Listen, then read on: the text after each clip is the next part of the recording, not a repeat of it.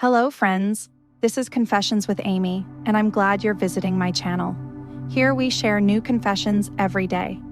I was 27 the day I signed away the last of my savings and the first piece of my future. It was an unusually cold April morning in Charleston, South Carolina. The kind of morning where the ocean breeze cuts through your coat like guilt through silence. My father, Whitaker Lovell, CEO of Lovell Maritime Logistics, sat across from me in the family study, sipping his morning espresso like we weren't talking about my life being siphoned into a sinking ship. "Just until we stabilize cash flow," he said, like that meant anything. And I believed him. Of course I did. Because when your family builds something from the ground up, when every dinner conversation since childhood has been about container routes and port permits and trade legislation, you grow up thinking loyalty is a currency. And I had plenty of it. So I gave them everything. I liquidated my 401k. Sold my condo in Savannah. Shut down my boutique consulting firm. Moved back into the guest house behind the main estate. For 5 years, I worked 16-hour days restructuring contracts, chasing down bad debts, and managing a workforce that still called me kiddo even as I rewrote the damn HR manual. My name is Romalie Lovell. And for 5 years, I bled into that company like it was my child. But this isn't a story about work ethic. This is a story about betrayal. You'd think I would have seen it coming. The warning signs were there. The awkward glances between my mother, Althea, and my younger brother, Calder. The sudden secrecy around board meetings. The way my access to financials started getting delayed. But I chalked it up to stress. Everyone was stretched thin, right? What I didn't know, what I couldn't have guessed, was that while I was out securing a partnership deal in Vancouver, Calder was being paraded through the boardroom like some damn savior.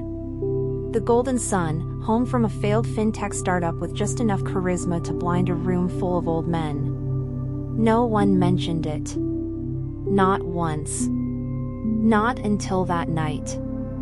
A Saturday in June. The air was thick with gardenia and bourbon. The entire Lovell estate lit up for a private celebration.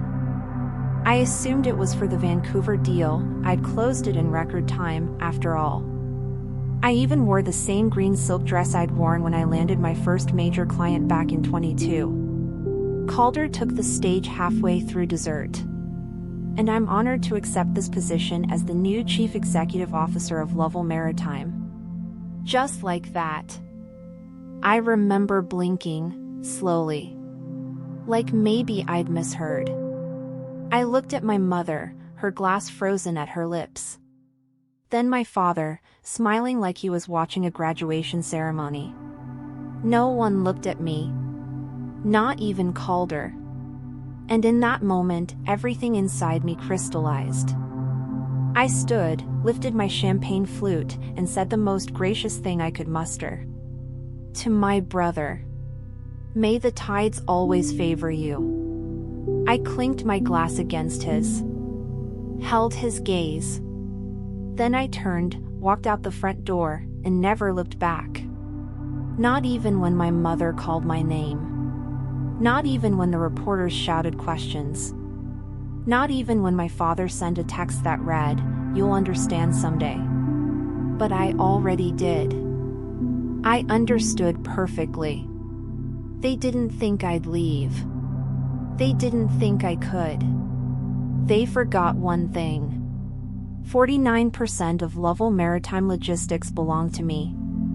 And they had just made the cost of betrayal very, very real. There's a moment after betrayal where your body goes quiet. Not numb. Just still.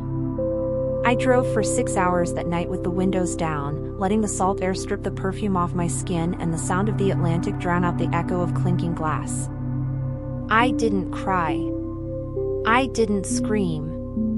I didn't call anyone. What would I even say? "Hi, it's Romalie."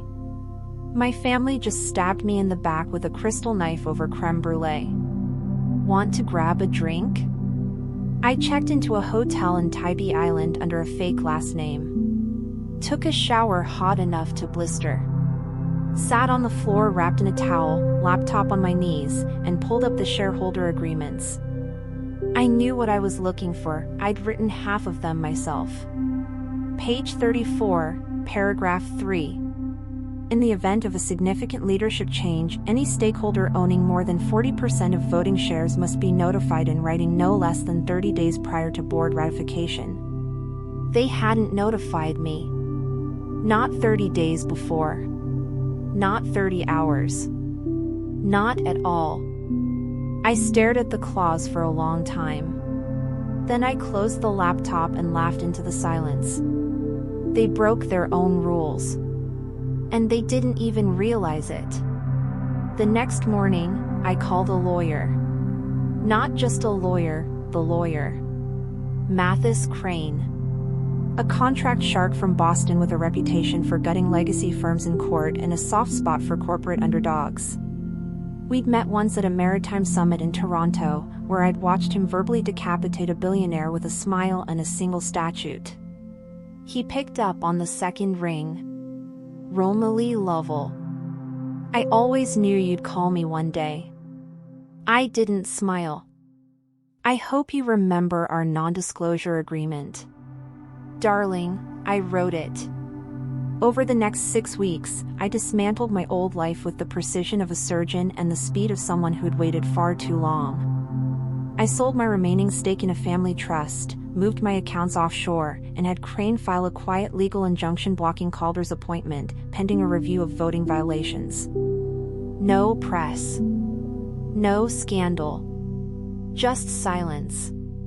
And silence, when wielded correctly, is a weapon. Calder, naturally, panicked. He called. Texted. Emailed. Left voicemails full of that faux charming tone he'd always used when he needed something from me. He even drove to Tybee Island once. Sat in the lobby of the Seabreeze Hotel for 4 hours. I never came down. Because the thing Calder never understood is this: I don't rage. I don't retaliate. I remove myself. And that, apparently, is worse. By the end of the second month, the board was in disarray. Calder didn't have executive authority, and without my 49%, they didn't have a majority. Contracts stalled. Deals collapsed. The Vancouver partnership fell through. Word was, the Canadian reps refused to work with the frat boy in the Brioni suit. Meanwhile, I was busy starting something new. Crane connected me with a venture partner in New York who'd been looking to back women-led logistics firms. I knew the routes, the rates, the margins. I knew where the bleeding was happening in the industry. And most importantly, I knew how to build. Because I'd already done it. I named the company Mariner and Finch. A nod to the two things I'd been taught never to rely on: freedom and flight. I didn't go public with anything. Didn't trash my family in interviews or leak internal memos to the press. That's not my language. But in Charleston, people notice when your name disappears from company filings. They notice when you stop showing up at the port. They notice when your mother is seen crying at brunch on Broad Street. I let them draw their own conclusions. And they did. You can't grow up in Charleston, raised by a shipping dynasty, and not have salt in your blood. It doesn't wash off. Not even after betrayal. Not even after freedom. People like to talk about reinvention like it's some glamorous, clean break. But the truth is, when you've built your entire identity around loyalty, you don't reinvent, you rebuild. Piece by bloody piece. Mariner and Finch started in a 2-room office above a shuttered oyster bar in Brooklyn's Red Hook. The floors creaked. The heat was unreliable. But the view of the harbor was everything. Container ships rolling in, ferries slicing the water, cranes lifting metal like matchsticks. It reminded me of why I loved the work in the first place. Not the suits. Not the legacy. The movement. The flow. The way the world depended on people like me and never even realized it. I started small. Specialized coastal freight. Woman-led vendors. Ethical sourcing. AI-powered scheduling tools to undercut the bloated legacy systems my father clung to. I didn't need to be bigger than Lovell Maritime, I just needed to be better. And I was. Crane helped me close my seed round with Leora Selwyn, a venture capitalist who wore steel-toed boots to board meetings and once sued her ex-husband for trying to take credit for her port software algorithm. She believed in me before I even finished my pitch. "You're not angry enough," she said, sliding a signed term sheet across the table. "That's why you'll win. Anger burns out. Strategy doesn't." She was right. I didn't want revenge. I wanted results.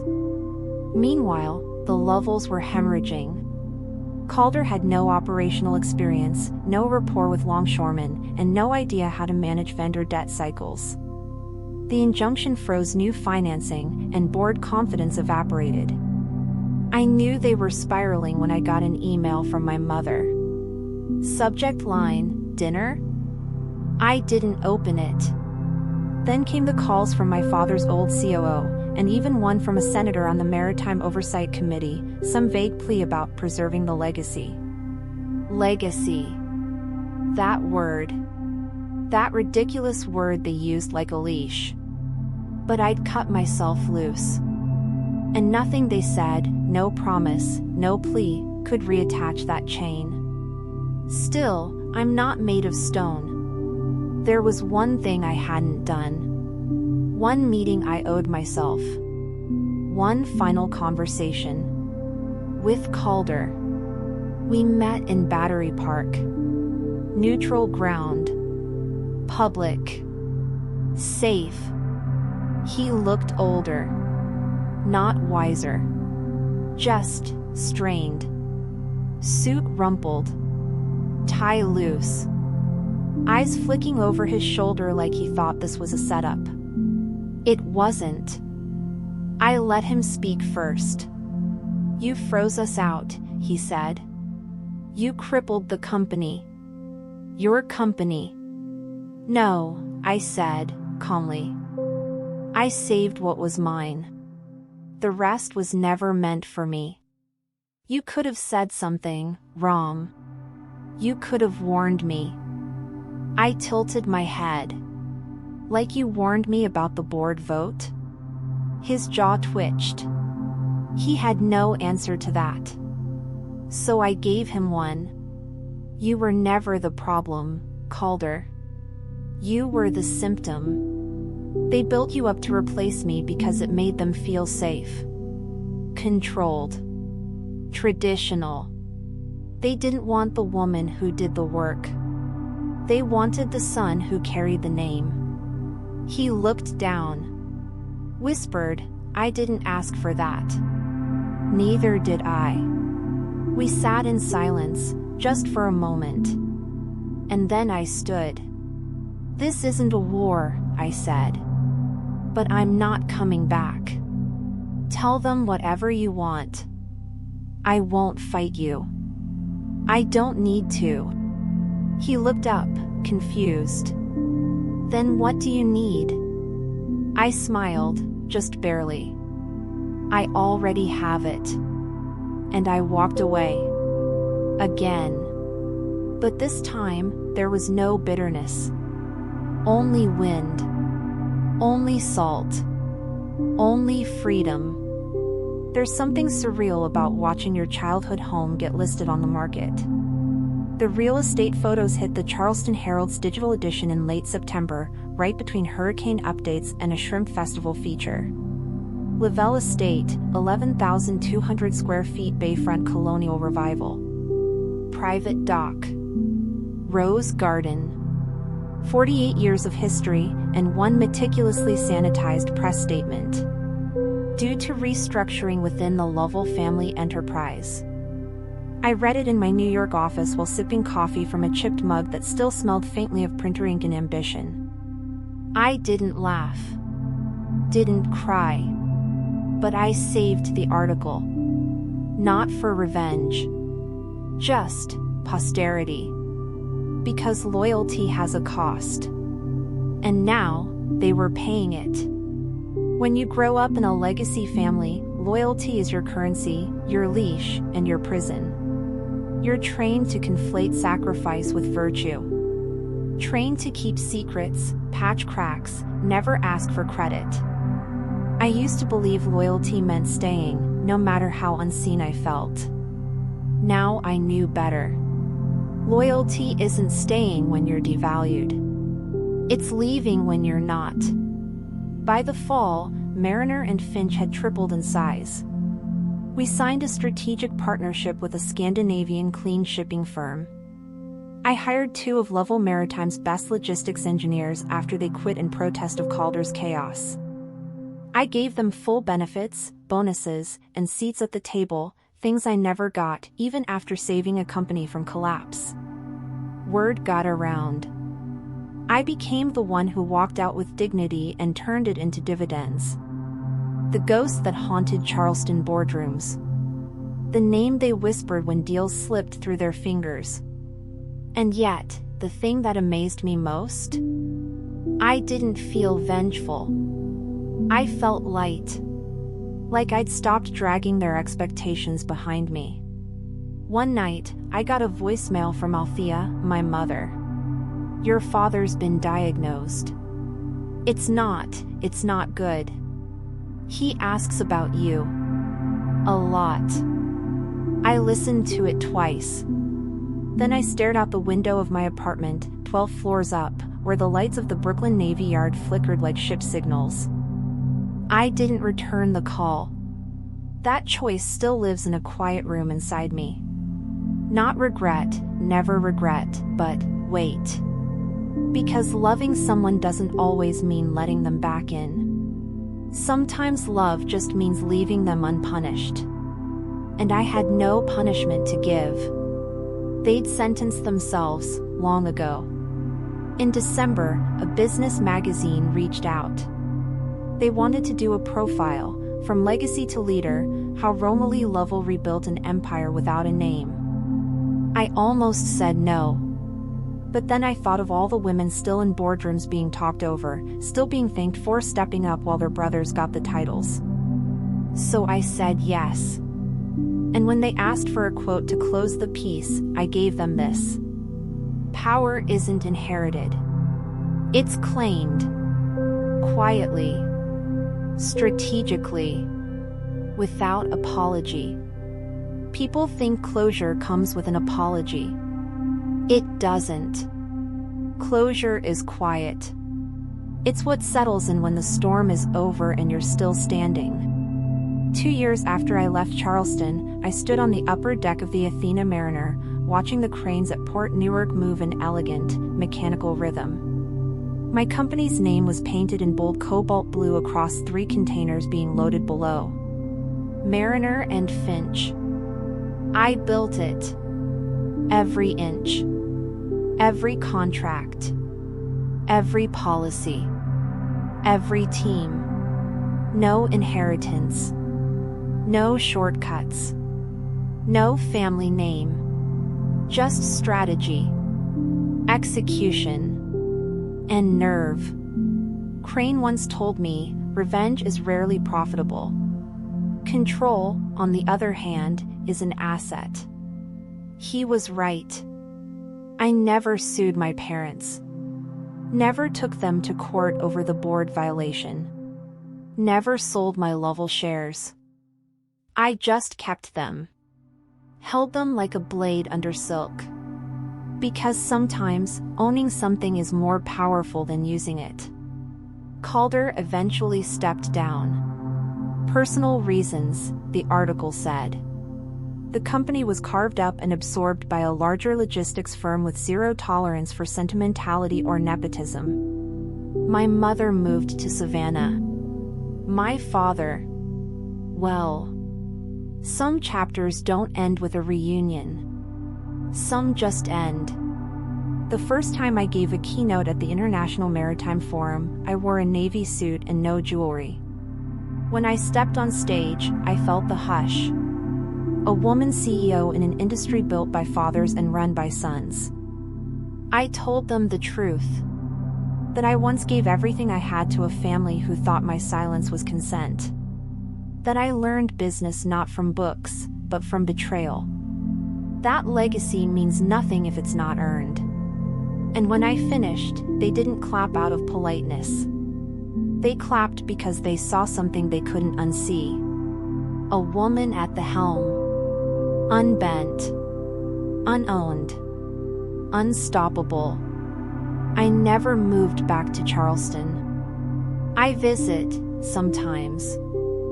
Quietly. The estate is a private club now.